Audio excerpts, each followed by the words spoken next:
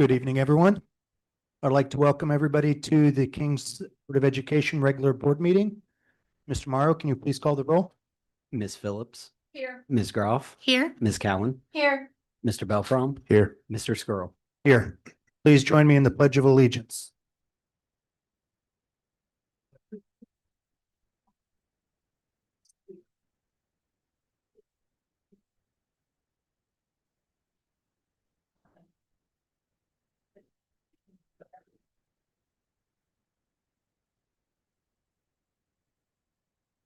May I have a motion to approve this evening's agenda?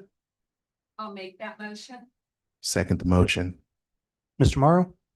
Ms. Phillips, Yes. Mr. Belfrom, Yes. Ms. Groff, Yes. Ms. Cowan, Yes. Mr. Skrull.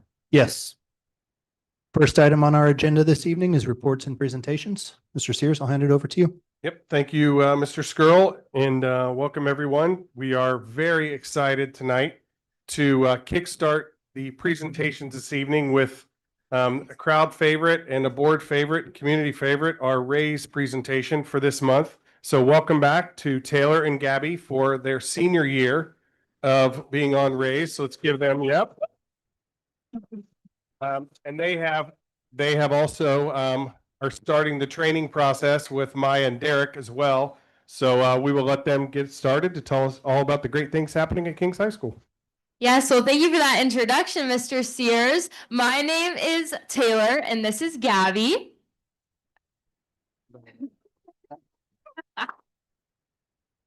All right, we cannot wait to be your race reps for our third and final year. I am involved in National Honor Society, Spanish National Honor Society, Spanish Club, varsity tennis and softball, Sources of Strength, class president, and of course, Raise. And then I am also involved in NHS, Spanish NHS, Science NHS, Spanish Club, Student Body President, and of course, Raise. And then you'll see we have 2 extra students with us here tonight. They're going to be acting as sort of Raise reps in training, shadowing us, and kind of learning what it means to be a Raise rep and preparation to take over for us after we graduate. Hello, everybody. My name is Maya Gonzalez-Snar. I'm a sophomore at the high school. I would just like to say it's an honor to be here tonight. A little bit about me. I'm on student council, of course, Raise, FCS, Tribes Through Rivers Crossing, Sources of Strength, 1 in 5's Youth Council for Suicide Prevention, and Premier Studio for Dance. Outside of all of that, I love to sew, I love to draw, travel, and of course, hang out with my friends. Hi everyone, I'm Derek Lee and I'm a sophomore at Kings High School. Of course, other than Raise, the one thing you really got to know about me is that I'm a huge band kid, and a large portion of my time is spent from the summer through the fall with the marching band and from the winter through the spring with the indoor drumline.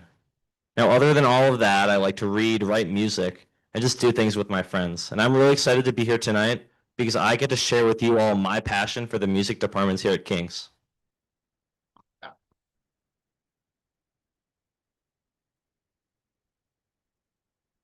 All right, starting us off with the marching band in a moment.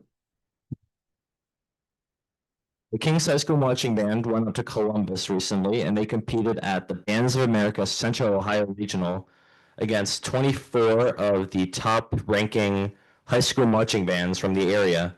They ultimately made it to the final round of the competition, where they placed 11th.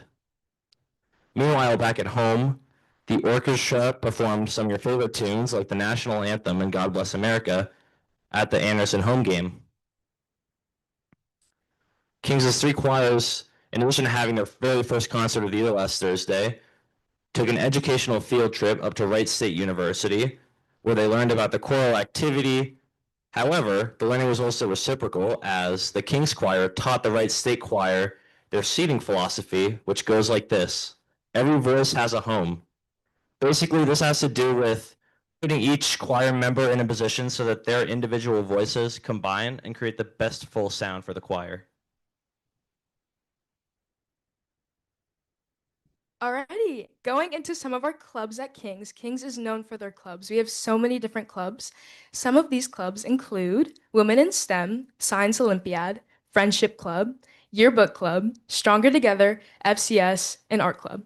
These are just few of the many clubs Kings has to offer. Some notable clubs, these clubs specifically have a positive impact at King's. Starting off with Sources of Strength. Sources of Strength recently had their annual fall retreat here at KUC. They spent the day learning from 1 in 5 staff, growing in knowledge on mental health and games, of course. Raise also recently had their kickoff meeting.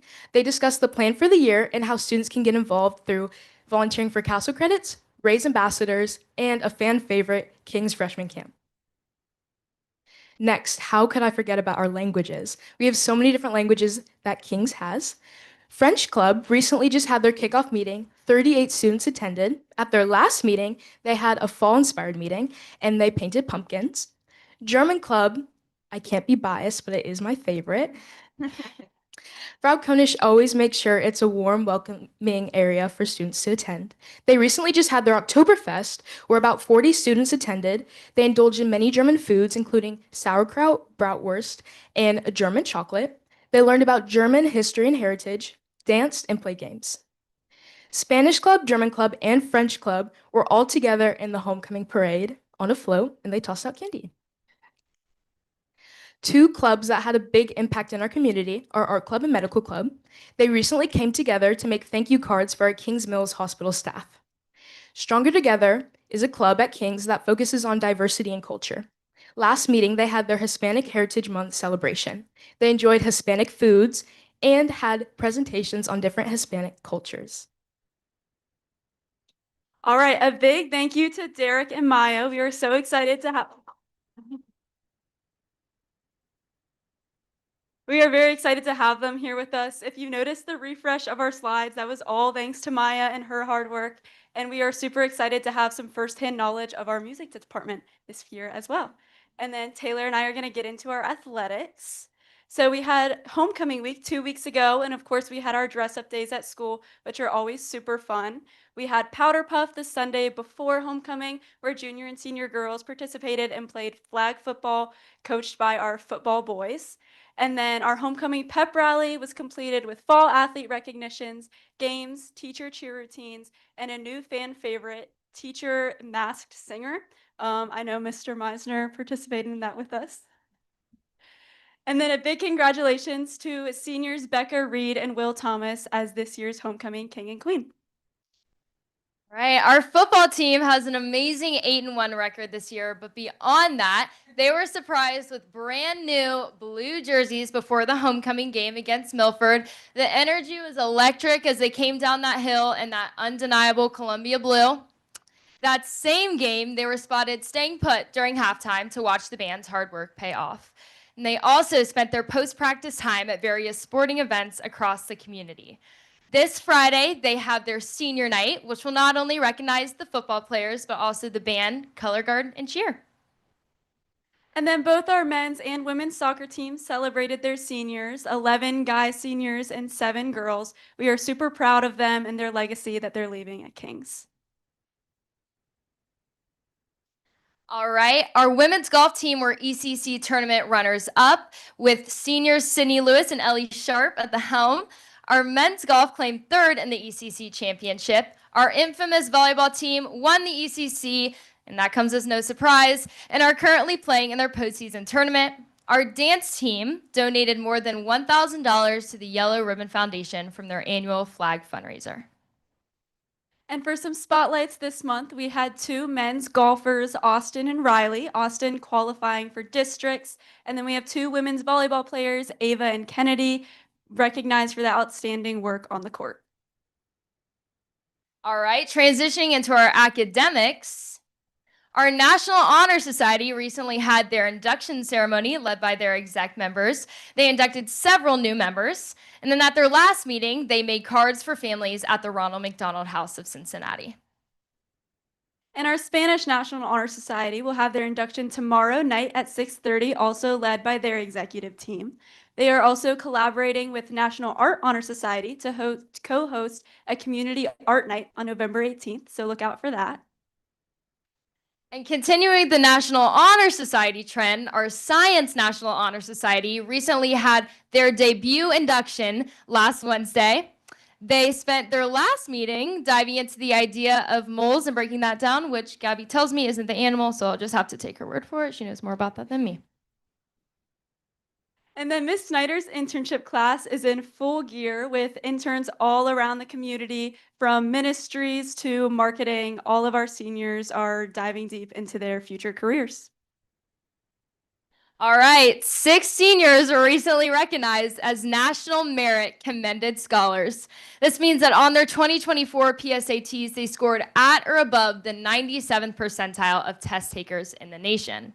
We also had a National Merit semifinalist, Bennett Aston.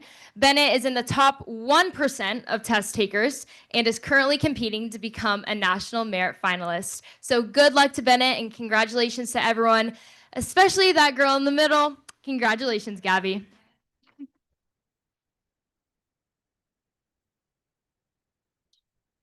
All right, and then a team from the Warren County Career Center Digital Media Arts Program proudly represented Ohio as the only team from the state to compete in the 24 Hours Animation Contest. So they were given a prompt at the beginning of the 24 hours, and they had to come up with an idea and fully animate from start to finish a 30-second film. It's awesome. It's very impressive. We are super proud of them. They placed 14th out of more than 700 teams.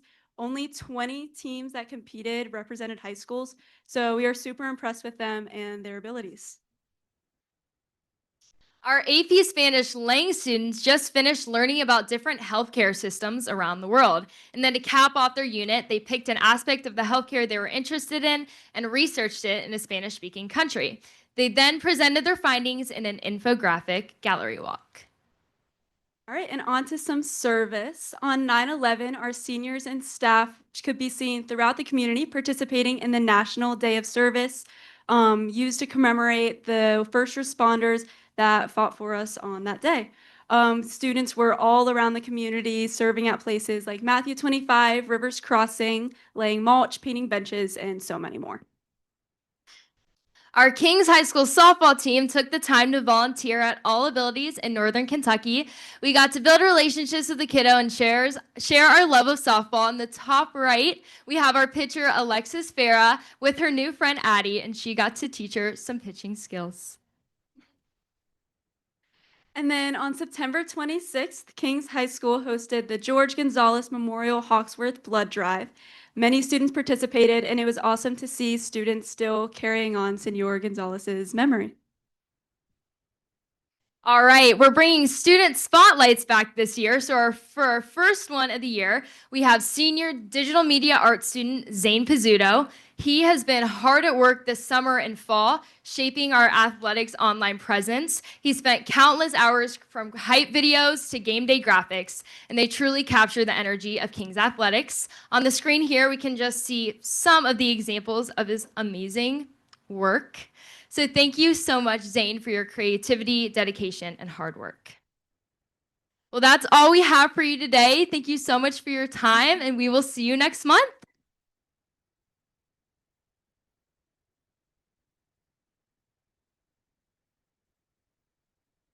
That was awesome. It's going to be tough to follow up that energy. Great job, girls.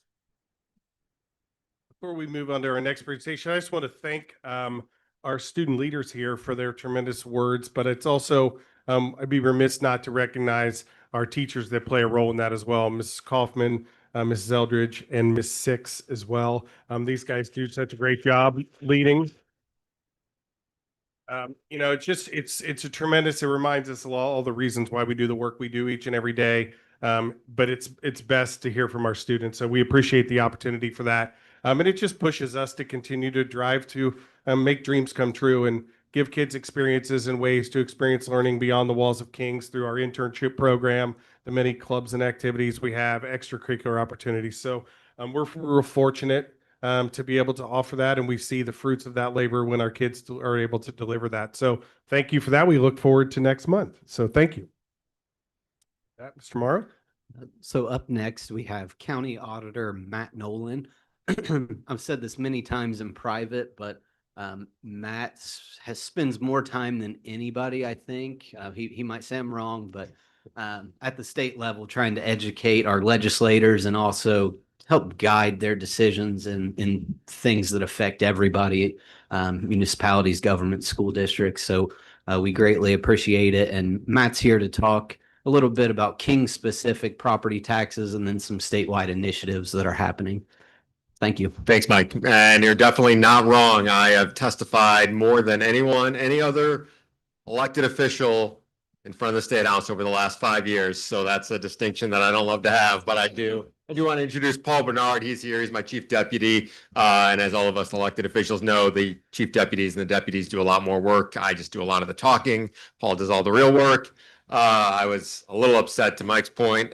Scott Lips, longtime state representative, friend of many of ours, posted the other day when I was testifying about House Bill 186 and some other bills there. And there were all these posts asking where the county auditors were 5 years ago talking about property taxes. And I wanted to get on and just send all the times that we were talking, and we were here talking about it. We've been talking about property taxes for a long time at the Auditors Association. And now everybody's talking about it, but many of us around here have been talking about it for many years. So in that sense, I'm happy. I'm glad that we're having this conversation. I'm glad things like House Bill 920 and the 20 mil floor and mundane terms like that all of us are aware of, but nobody else in the community really was discussing it. They're not like just regular parts of the conversation. So that's a success.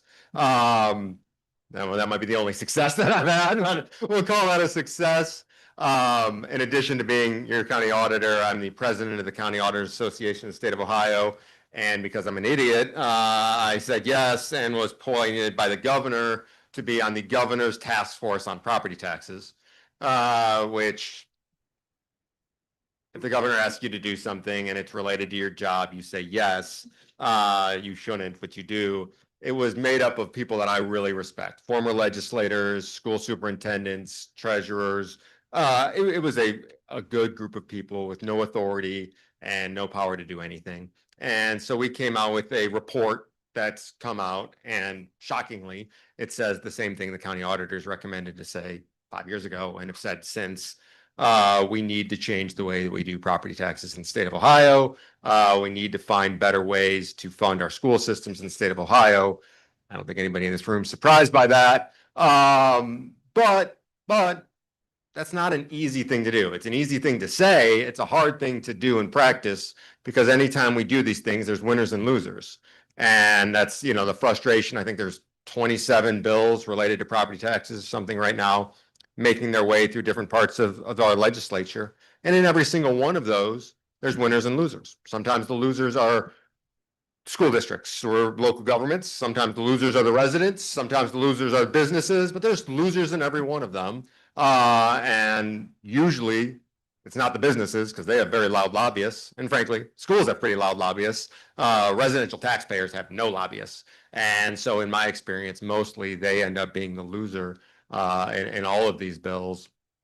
And so that's where things are. There has been no real legislation passed this session. We're almost 10 months through it that have any impact on property taxes.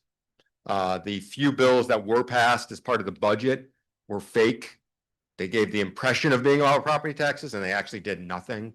The one that did come through gave the county commissioners the authority to do their own homestead program and do their own owner-occupied credits. But in doing so, they also prohibited the county commissioners from reimbursing local governments the way the state's allowed to do.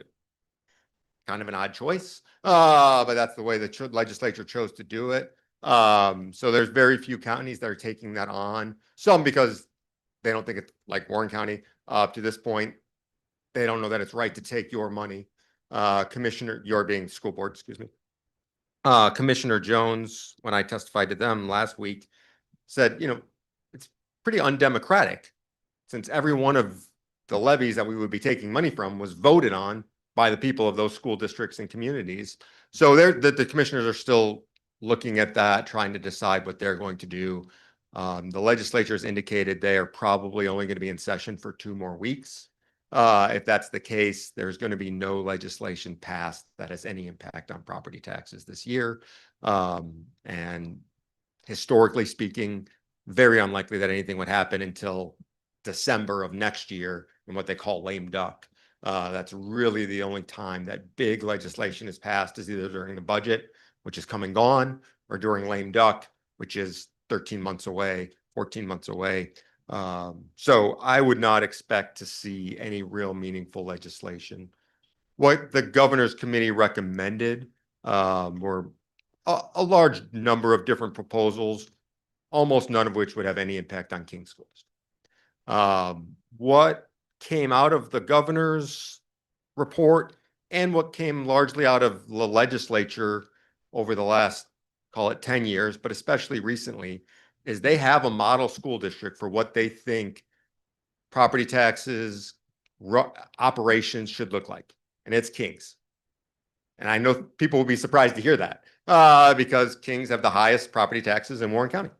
And people would think, why would the state want to have that? Well, Kings has the highest property taxes in Warren County because the voters have said they want these levies. Every single levy that Kings has was voted on. Every single tax increase, the vast majority of tax increases that happen in Kings are voted on by the people in Kings district. That's not the case in 80% of Ohio. Almost all of Ohio, they're at the floor, meaning that their taxes go up every 3 years, whether they want them to or not.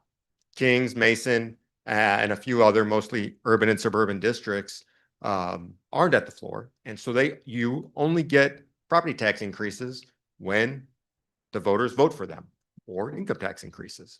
And so there was a lot of conversation on that, coming up with creative different ways to shift that burden, to take that burden off of the residential property taxpayer. And so that's where things stand now. Anybody counting on the state of Ohio to come in and help, I would not hold my breath. We have to do it locally. And this came up a lot.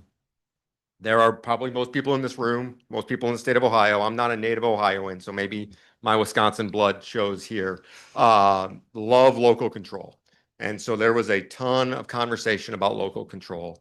And I may be the only person that speaks out against local control. I don't believe in it. I don't think it works. I think it's a myth. And so local control would work if every community was equal. They're not. Right? We run interstates through communities with huge amounts of tax dollars. We may spend large amounts of money on tennis centers in certain communities.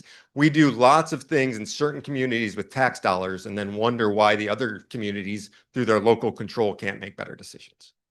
I think that's a joke. Also, who has the worst taxes in the country? Property taxes.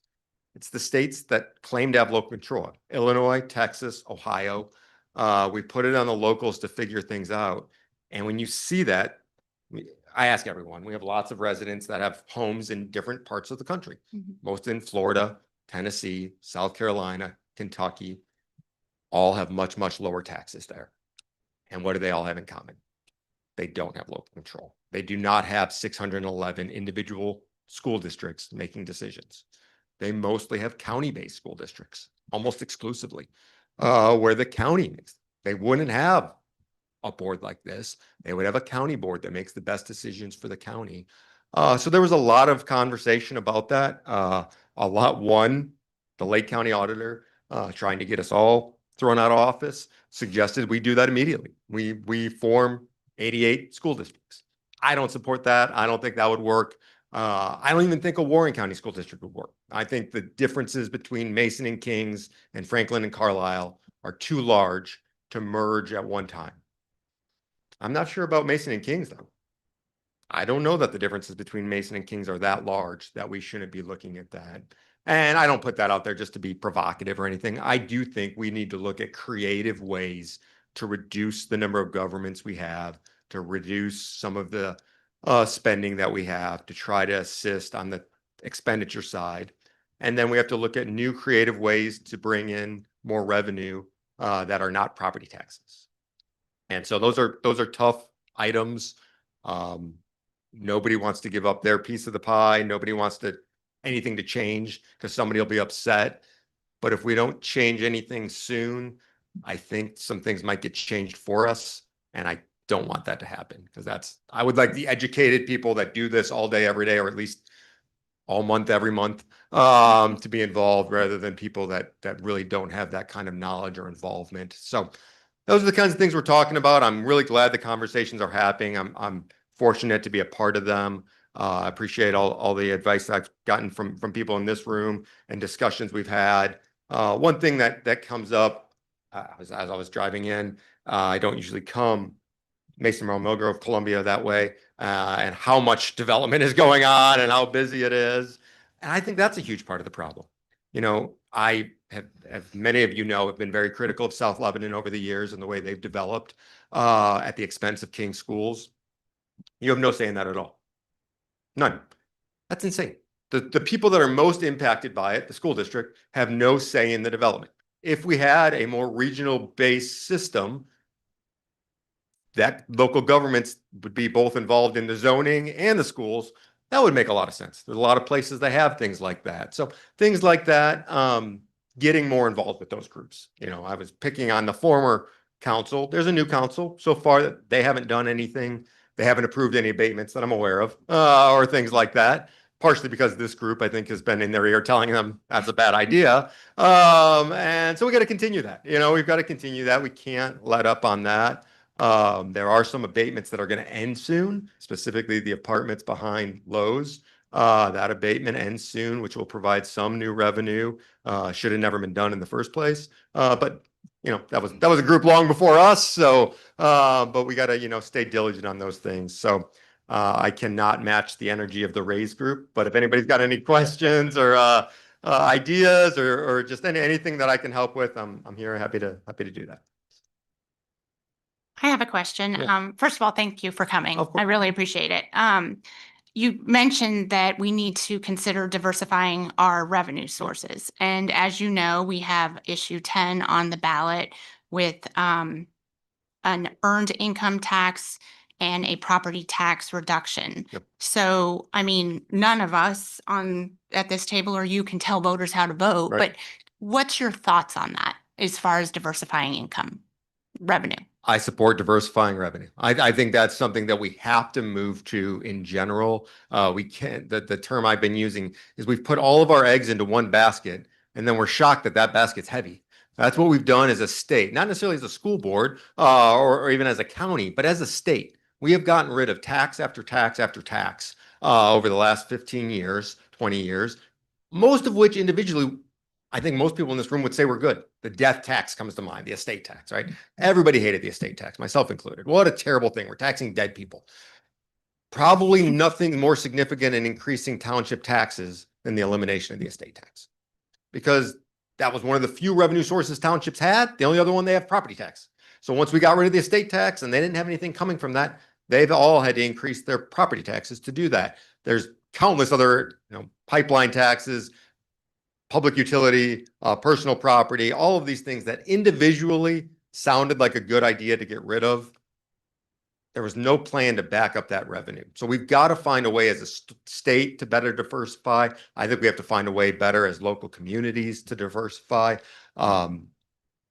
I don't tell people how to vote ever, and so I won't do that today. I will say that I voted against the Lebanon fire levy that they put on for property taxes. We don't need more property taxes. I don't need another fire services. I think we're good at. So that's how I voted as a Lebanon resident. They then put on a similar levy to this, where they reduced the property taxes and increased their income taxes, and I voted for that. It cost me more. It did. I live in a very modest home, so my property taxes are relatively low because I live in a modest home. My income was more, so it cost me more that way. But I just thought it was a better way. And I hear regularly, true or not, that the biggest problem that people have with property taxes is that people on fixed incomes and senior citizens can't afford them. And I think that that is true. I do think that's true and getting more so. Income taxes are better for that than property taxes. So income taxes don't impact people. Don't impact people that are on Social Security and don't have large amounts of personal income. So I think there are a lot of advantages to that. We also have to find a way to get out of the 2-3 year cycle and keep up with inflation. So all of those things are positives to the income model. Yeah. Thank you.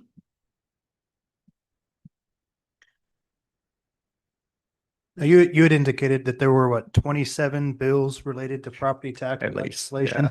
yeah. Is Is that normal that there's that many, or is that unusually high? Unusually high, for sure. I mean, over the last 5 years, it's about right.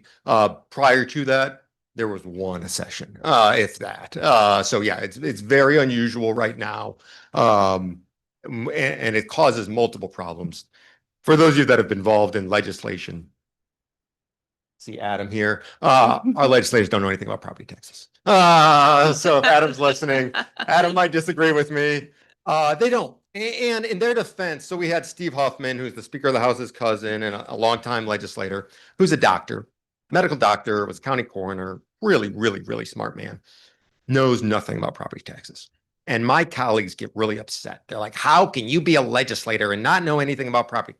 He didn't go to Columbus to work on property taxes. He went to Columbus to work on medical issues and insurance issues and things like that. Most people that are in the legislature now did not go to work on property taxes because that's not what Columbus is, to your point, somewhat. That's not what they've done. Up until the last 3 years, they've never done anything on property taxes. The 1970s and today are the only times they've really ever addressed property taxes. So none of them know anything, but worse so, the staff don't know anything. Because that's really who runs Columbus, right? The legislators have term limits. They're only up there a little bit of time. They have full-time staff that we work with all the time.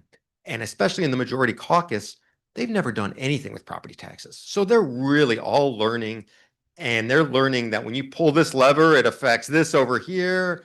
And so it's a very tedious, frustrating process for the auditors, who all we do all day is every day is property taxes. So we know everything about it. I can't tell you how medicine works or I can't tell you anything other than property taxes, but on this one topic, I know a lot. And so, yeah, it's a very slow learning process. I'll use 186 as an example, right? 186 is my baby. I think it's the fix to property taxes. Nothing fixes the funding system, but it fixes the property tax problem. That's the biggest right now. And I thought we had it passed. It actually passed out of committee today. But somebody said, oh, if we do that, schools are going to lose funding. I said, well, yeah, what did you think? We're lowering how property taxes are going to go up. Who did you think was losing that money? But they just dawned on them that when we lower property taxes, schools get less money. And I was like, of course. To me, that was such an obvious thing. But to multiple legislators, like, well, we don't want schools to get less money. It's like, well, you don't want to pay schools more. You don't want schools to get less money, and you don't want property taxes to go up. You can't have all three. One of those three things has to shift. So they're starting to get that. There's some of them that are really good. Adam actually is one of the better at understanding it, not always voting, but understanding it. But it's a grind. You had a very short question. That was a very long answer. Thank you. Matt, you just mentioned, I was just prompting something that you just said, 186. Can you just describe a little bit how that impacts Kings? Just because you mentioned that. Yeah, not at all. Schools are losing money. Can you clarify that for me? Yeah, House Bill 186 will not impact Kings or Mason at all in the short term, and really probably not all in the long term. And so what 186 does, it has an impact on everybody else in the county. So as it passed out of committee today, it will take the increase. So everybody else in the county, let's use Kings and Mason.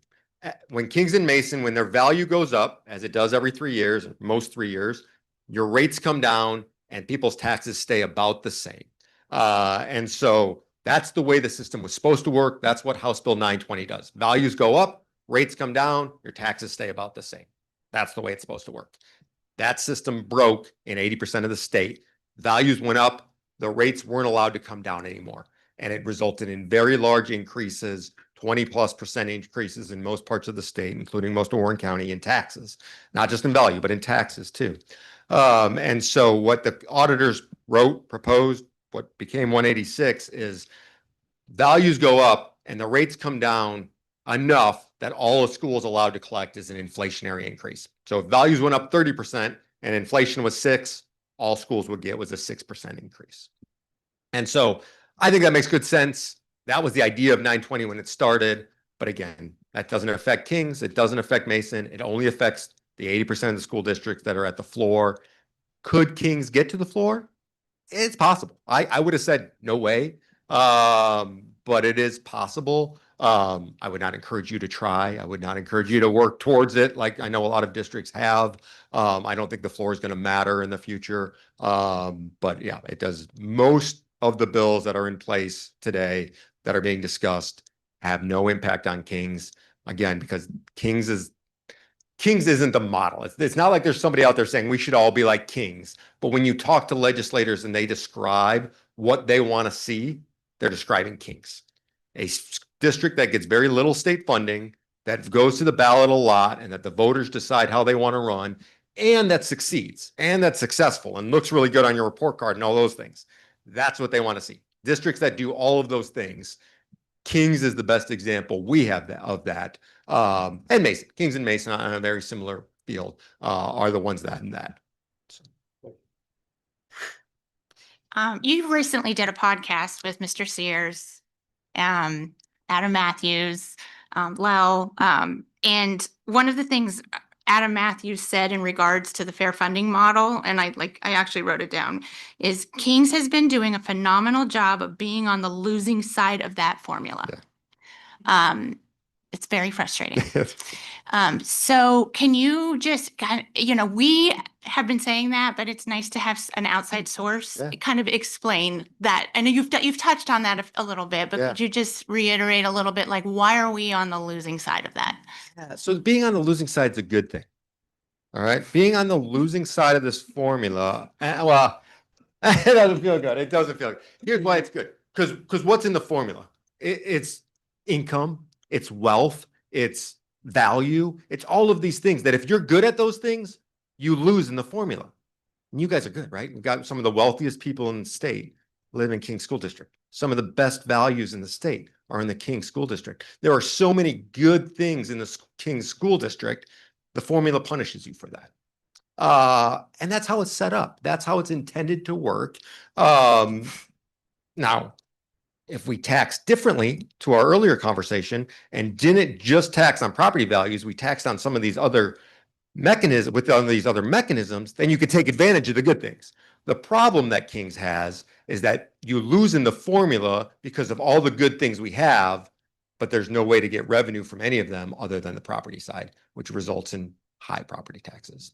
And so that is how you lose, but losing should be interpreted for what it is. Who are the winners? Appalachia, urban inner city schools that, really struggle. Yeah. That's who the winners in these formulas are. We don't want to be that. And so now somehow Franklin loses in everything. I'm not sure how that works out. They always end up the loser. So they're the outlier to that. Poor Franklin. And I picked on them last time. I'm picking on them too much. I have to go to their board meeting next week, so I have to stop picking on them. But yeah, Kings and Mason King's worse than Mason, but don't benefit from these. This I bring up all because people always come to me and say, 25 years ago, the Supreme Court said that the way we fund schools is unconstitutional. And they absolutely did. They said it 5 times. But look at what they really said. What they really said at the heart of that is we got to take more from the rich and give it to the poor so that they can have equal schools. That's really what that decision is saying at the heart of it. Kings is rich by almost, it doesn't feel that way to all of us, and those residents, those of us that aren't rich are like, well, it's not me they're talking about, but as a district. But it's in comparison to it's all relative, inner right? city. It's all relative. And so, yeah, I mean, that's what it is. Like, when you're in a diverse state like Ohio, our inner city school districts, our Appalachian school districts, they have to benefit from every formula. It's almost impossible to draw up a formula that they don't benefit from more than we would. So Thank you. now one formula that we could do is if we move to a county-based system. Warren County collects more more sales tax per capita than any county in the state. If we found ways to take advantages of the things that we have in Warren County, we don't have local control, so we can't do that. It's a myth. But this idea, there are ways that we could try to, I think we have to start getting more creative, working together with our business community, working together with our districts to find ways to take advantage of that, because I don't think the state's coming in to help. And so we've got to find ways that Warren County can kind of take advantage of the many advantages that we have. So. Gotcha.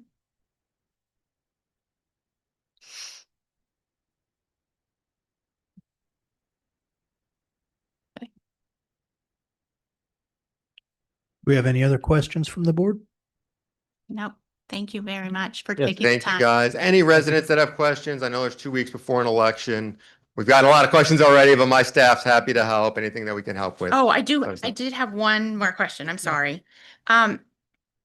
Because I told somebody I would actually ask you this tonight, and so I will do that real quickly. I don't think this is going to take long, but 1 mil versus an effective mil, the Okay. rollback that we are doing, can you just verify that we are indeed, and we're going to talk about that later tonight as well, that we are indeed intending to roll back a full mil? You're intending to roll it back. I've had that commitment from Treasurer Morrow, Superintendent Spears. Regardless, we're rolling back a mill. If this levy passes, we're rolling back a mill. And I think it's important that's good. And what a mill is, forget the term mill. That was part of our conversation at the state. We should get rid of millage. It should disappear. Nobody understands it. Nobody's gonna ever understand it. Let's stop trying. $35 per 100,000, right? That's what it is. You hear the word mill, take that out of your head and just think $35 per $100,000 of value.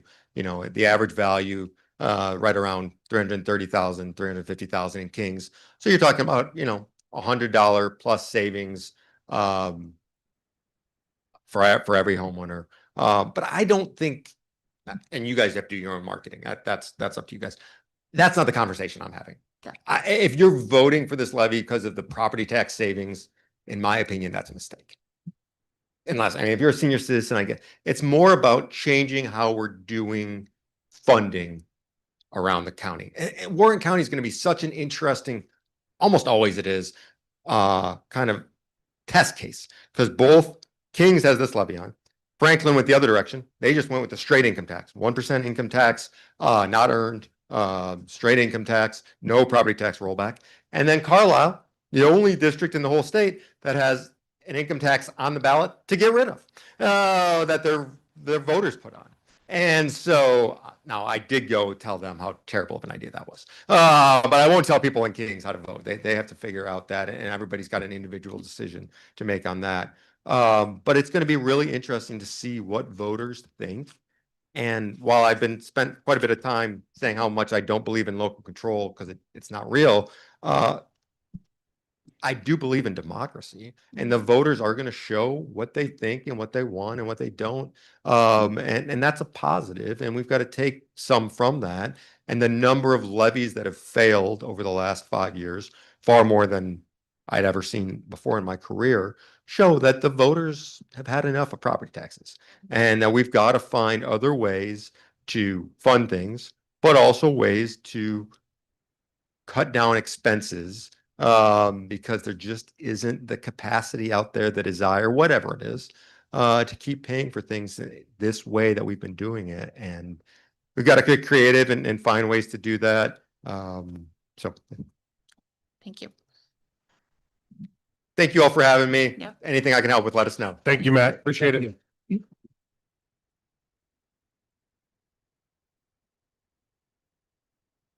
Okay, moving on in our agenda, we come to public participation. The Kings Board of Education recognizes the value to school governance of public comment on educational issues and the importance of allowing members of the public to express themselves on school matters of community interest.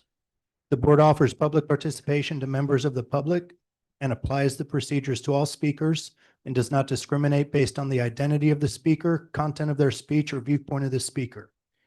The board is also committed to conducting its public business meetings in a productive and efficient manner. The board provides a period for public participation at every regular meeting of the board and publishes rules to govern such participation in board meetings. The board president is the presiding officer and will administer the rules of the board. This portion of the meeting, during which the participation of the public is limited to 30 minutes unless extended by a vote of the board. Prior to each speaker's allotted 3 minutes, speakers must state their name, their physical address. Speakers will avoid personal attacks on individuals during their address to the board. First speaker we have this evening is Stephanie Marshall.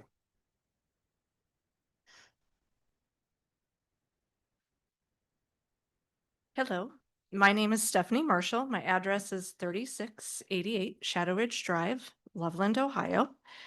I am a JF Burns teacher and a proud parent of 4 Kings graduates. I am reading a written testimony on behalf of my son, Nick, who could not be in attendance tonight. Dear King's board members and community members, my name is Nick Marshall.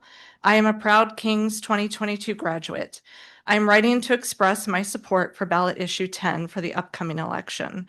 I am a current senior at Ohio State in their biomedical science program.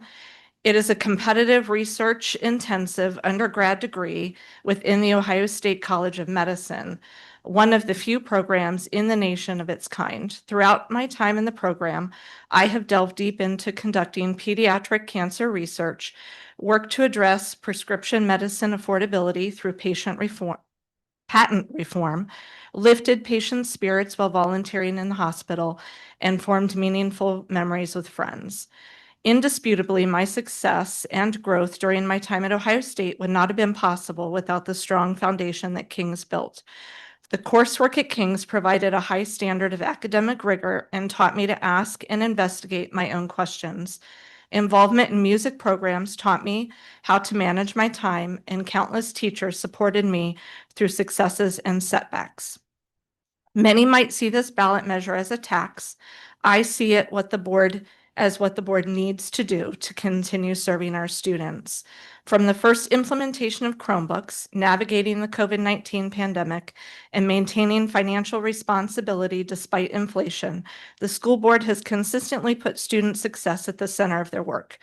The academic, athletic, and personal achievements of King's students and the pride our community feels in being a part of this school is tangible evidence of this work. It devastates me to know that if this ballot measure fails, numerous integral opportunities that I took advantage of only a few years ago would no longer be available or accessible to students. The proposed cuts that would follow are an undeniable detriment to the high-quality, well-rounded education our community prides itself on. Kindergartners are learning their letters. The high schoolers are working to find their passions in our world after graduation. No student would be left unaffected by these losses. The foundation for my future was built at King's. I believe the current and future students of King's deserve the same strong foundation to grow from, which is why I will be voting yes on this issue. Thank you.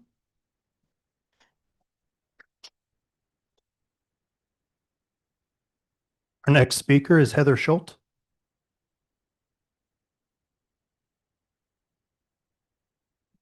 Good evening. My name is Heather Schultz, and I live at 2270 Candlemakers in Mainville. I'm the parent of a King's grad and a King's senior, and we've lived in our home for 26 years. I'm struck by the fact that King's already spends less per student than 69% of school districts in Ohio, and yet King's managed to land in the top 8% of niche ratings for the state. And to me, that's a pretty great return on investment. So I attended a K-12 at a suburban district on the west side of Cleveland. My vivid memory as a student is of multiple failed operating levies. In fact, my first letter to the editor was as a passionate freshman in high school, writing to defend the band and choir programs when a citizen claimed that they were taking time away from basic instruction and they should be cut.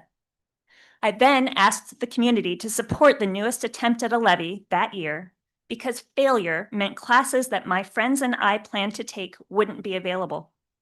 I wrote my second letter while I was a sophomore in college. And though I was praising our teachers in my letter, I wrote, "Because my alma mater does not offer AP, I have been at a serious disadvantage as far as keeping up with my peers. Before I can keep up, I have to catch up." This becomes the reality, even for a class valedictorian, when schools are underfunded. So out of curiosity, I looked up that school district's operating expense per student and its niche rating today. They spend less than 88% of school districts in Ohio, and their niche rating is currently in the bottom third of the state. So then I looked at what goes into a district's niche rating, and it's things like academics, teachers, resources and facilities, clubs and activities, sports. The lion's share of the weighting in a niche grade goes to academics and teachers, as it should. And when I compared them, 3/4 of the niche grade difference between my alma mater and King's could be attributed directly to academics and teachers. If King's cuts 10% of his operating expenses, it would spend less per student than about 90% of school districts in Ohio. Many of the cuts would impact academics, and teachers. Student-teacher ratio is part of that rating, as is student-counselor ratio, graduation rate, proficiency test scores, AP participation and pass rate, and on and on. And when you ask yourself what you want Kings to look like going forward, ask yourself if you want a district that continues to give the community a great return on its investment, or a district that can only give the state minimum effort and graduates who will have to catch up before they can keep up. Thank you.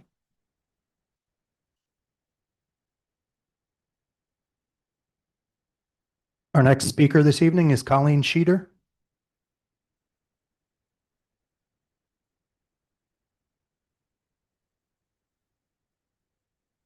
Hello, I'm Colleen Sheeter at 1882 Mill Road. With invitation, I met with school board member Mrs. Graff at McDonald's recently to discuss issue 10.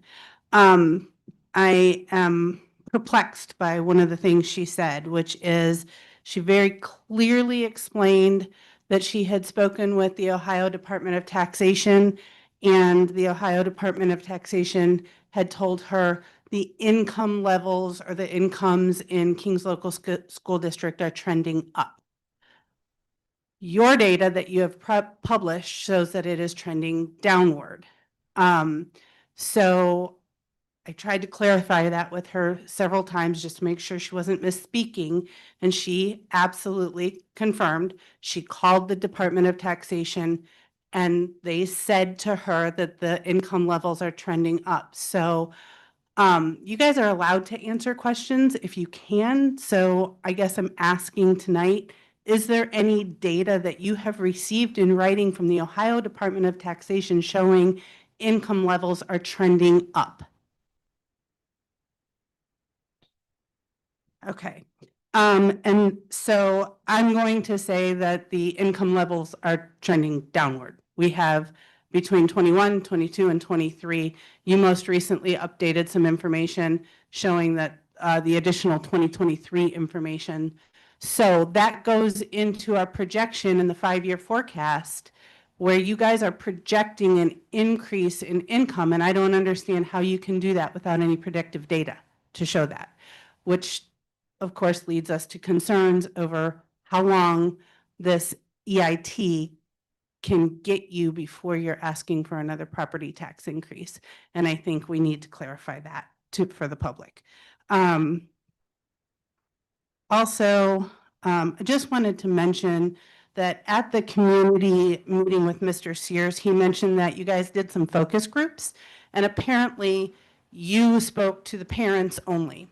And I gotta tell you, that really smacks of the same thing the last superintendent did when he invited a community member, one in particular that was, quote, productive to the plan. I have the email from him. Y'all gotta start talking to the community at large. They're upset about this. They're upset about this EIT. You have to reach out in focus groups to the people that you know are not going to probably agree with you and figure out what do they want? How will they support you? Mrs. Groff asked me, what can we do to support so that you will support us in this? Number one, do a performance audit, an independent performance audit. This is not what is done by the state. It is not what's done to compare the state spending or the standard financial audits. That's not what we're talking about. And I see my time is up, so thank you very much.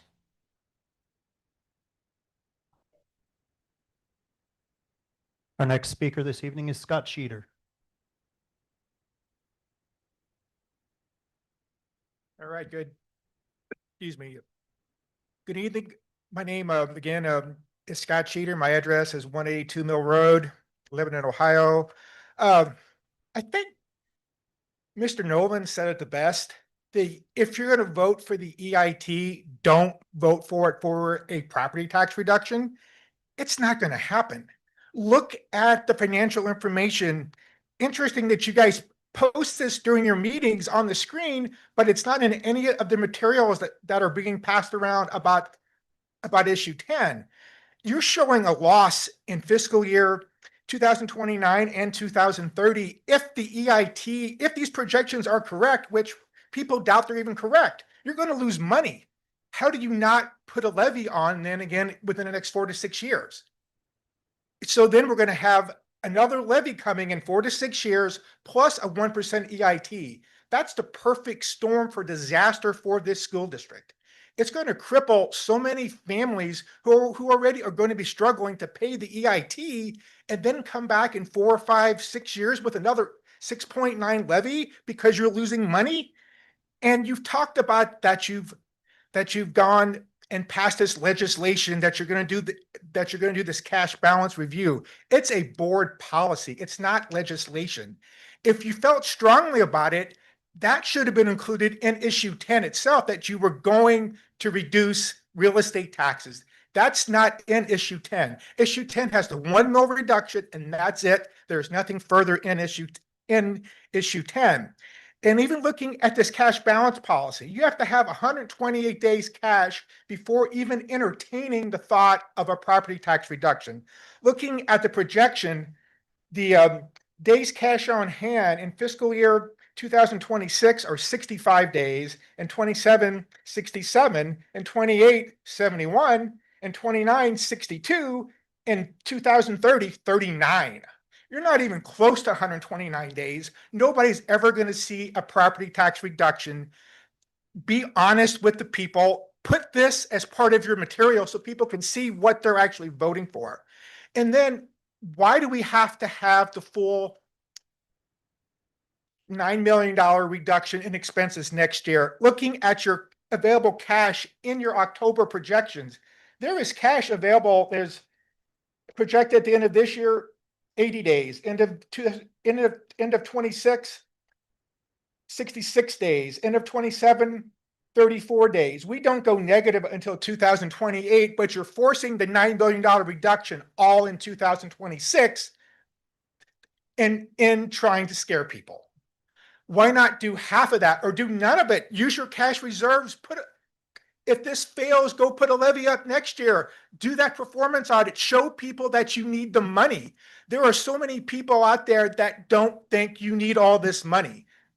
I admit I'm one of them because I need proof. Do that performance audit. One last thing.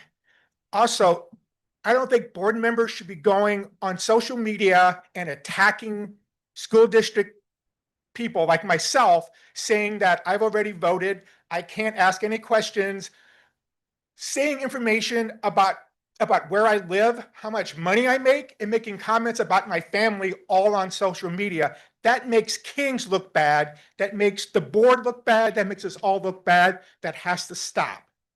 We are all trying to work what's best for the district, the schools, and the entire community. Because you have to remember, it's less than 30% of the residents of Kings, of the families, have somebody in the school. So there's 70% of us out there. We have to be part of it. Thank you for your time.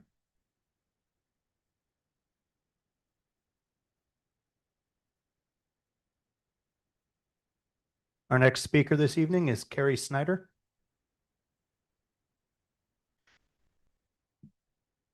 Good evening. I live at 4201 East Lake Drive, and I'm also a teacher at Kings High School. Thank you for the opportunity to speak in favor of issue 10. I'm not a parent, but as I've said, I am a teacher.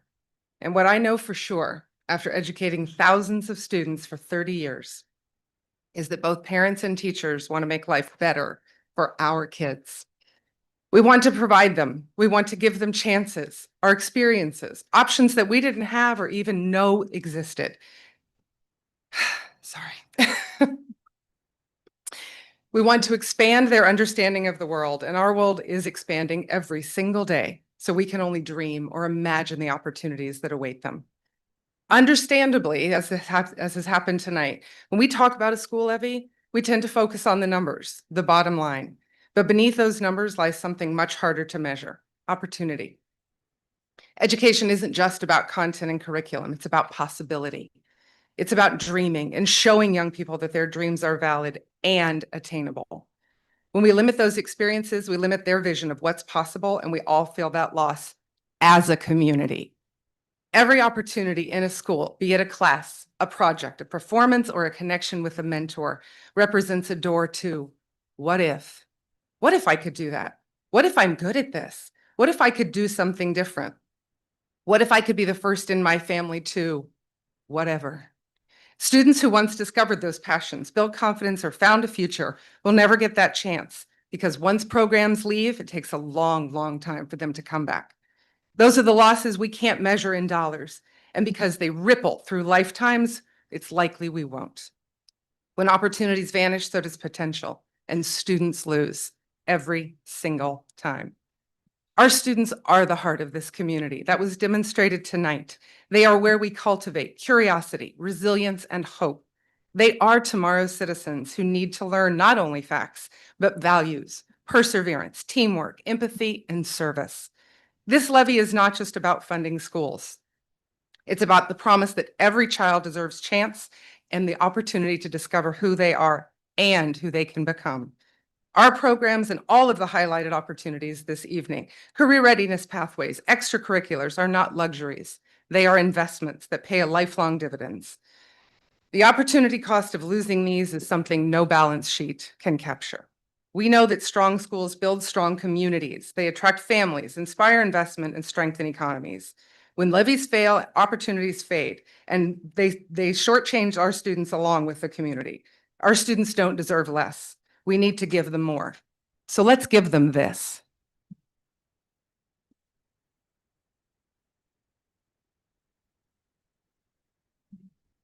Our last speaker this evening is Sam Meisner. Hi, good morning. My name is Sam Meisner. I live at 5556 College Street, right down the street. I was really impressed with Mr. Nolan. I'm gonna go back and watch that stream at half speed so I can understand some of the things that he was saying. Seems like there's a consensus of frustration that we have to ask for taxes. I feel that. I don't like having to go knock on doors and explain and beg people to raise their taxes so that we can support our schools. I've had a lot of conversations with people, my own neighbors, about what the cost is, and this is a new plan, and so it makes sense that we would have some of those more in-depth conversations. I think this is a good plan. I think it's beneficial for our fixed income folk who are retired or close to retirement, and they're gonna, even though it's not much, they're gonna see a property tax reduction only. I think that's a benefit to them. And I think about the opportunities that this will provide our school district long-term. And I also think about a lot of the community members who might not see a benefit in terms of the amount of taxes they pay right off the bat. But when you look at year 4 and you look at year 5 and beyond, the fact that this is long-term is going to save them. So we have to encourage them to look more long-term. And I think that that's all a benefit. But one of the things I keep going back to is that there's more to cost than how much my taxes are at the end of the year. There's an old Greek proverb that I keep thinking about. Not that I always think of Greek proverbs, but this one's been on my mind a lot. It says, "A society grows great when old men plant trees whose shade they know they shall never sit in." And I keep going back to the cost and how the cost that we pay if this fails is so much more than taxes at the end of the year. I think about the fact that the men and women who are going to be responsible for growing our economy in the future are currently sitting in public schools. The men and women who are going to be responsible for, protecting our national security in the future are currently sitting in our public schools. The men and women who are going to be responsible for medical advances and technological breakthroughs are currently sitting in our schools, and we can't afford to take away opportunities from them. We can't afford that. There's more to cost than what I pay in taxes at the end of the year. And at the end of the day, I really want to be a man, an old man one day, who plants trees that I know I will not sit under the shade of which. Thank you. That's why I'm voting for issue 10. Thanks.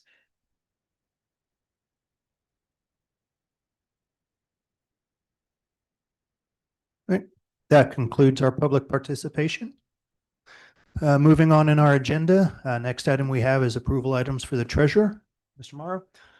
Thank you. We do have 2 additions. So we talked about number 5 at the work session, but the formal resolution is included. Nothing's changed from what we discussed. It's just actually there this time. As I said, we're recreating the wheel in some of this, so it's a process. And then number 6 is new. So this is a wellness event. So each year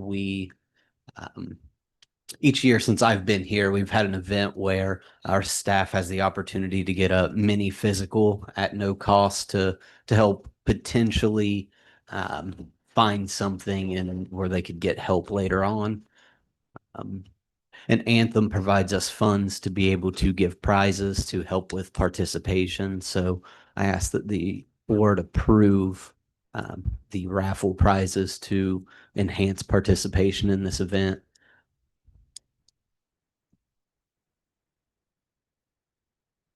And then, of course, if there's any questions, I'm more than happy. Do we have any questions for Mr. Morrow? No questions, but these are very nice Thank you. I had help from our staff to figure out what would be good prizes for participation. So yeah, great, and paid for by Anthem. So it's a win-win. Part of the healthcare game is getting people get checked out if they have something going on before it gets to that point where it's very costly and terrible for people. So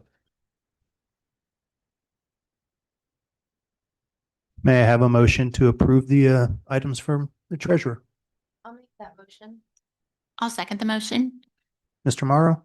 Ms. Cowan, Yes. Ms. Groff, Yes. Ms. Phillips, Yes. Mr. Belfrom, Yes. Mr. Skrull. Yes.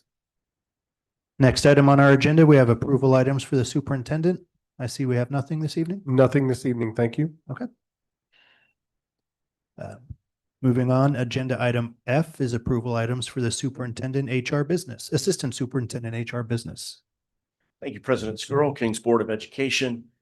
There are 7 items, I believe, under our purview. Nothing new this evening outside of one thing I'd like to point out on the personnel agenda, and that is we've received another letter of resignation for retirement purposes, this time from Mrs. Diane Bigelow, who began her career at Kings in 2006 as a long-term substitute before accepting a full-time position as an intervention specialist. She retires now as a social studies teacher at Kings Junior High School, where she has spent nearly 2 decades supporting students and contributing to the school community. We thank Diane for her years of service and dedication.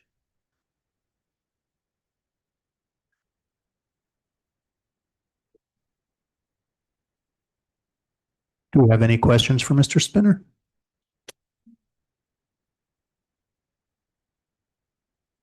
All right, may I have a motion to approve items for assistant superintendent HR business?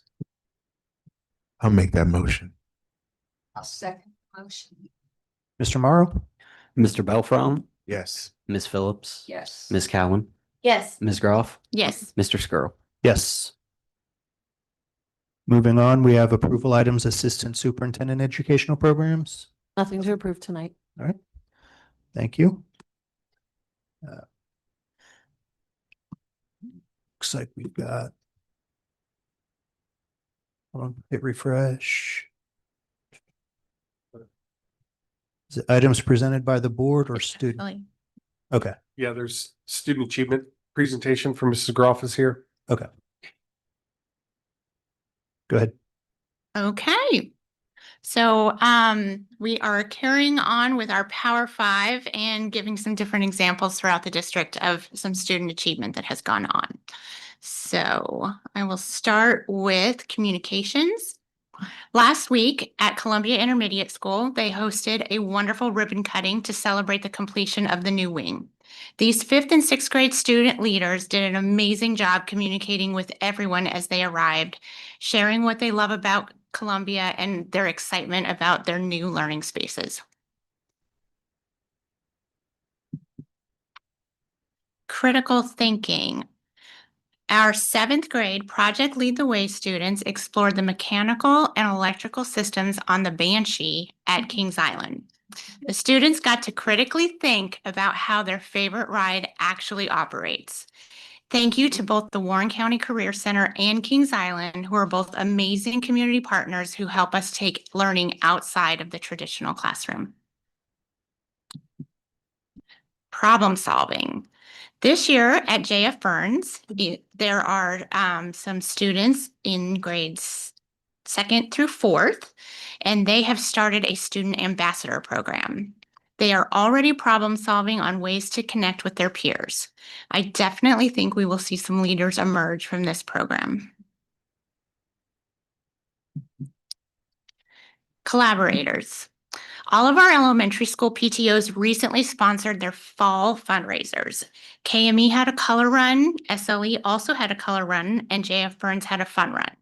Talk about collaboration. These students work together in their classrooms and as an entire school to reach a goal and run towards that goal. So great job to all the students, and thank you again to all of our PTOs for everything they do. And then we are still, it seems like everybody likes to feature a recent grad. So our recent grad is Andrew Skrull. Our featured grad this month. Our recent grad this month is Private First Class Andrew Skrull, who is currently serving in the U.S. Marine Corps. Since graduation this past May, he has completed 12 weeks of boot camp, 28 days of infantry training, and is now a squad leader at 29 Palms in California, at least till July. He is training to be a communications controller and would eventually like to be a pilot and possibly go to officer school. He would like to thank Ms. Henderson for all the help she provided and said King's prepared him with self-discipline skills and respect for those around him. Thank you, Andrew. You make all of us very proud. Thank you, Janelle. You're welcome.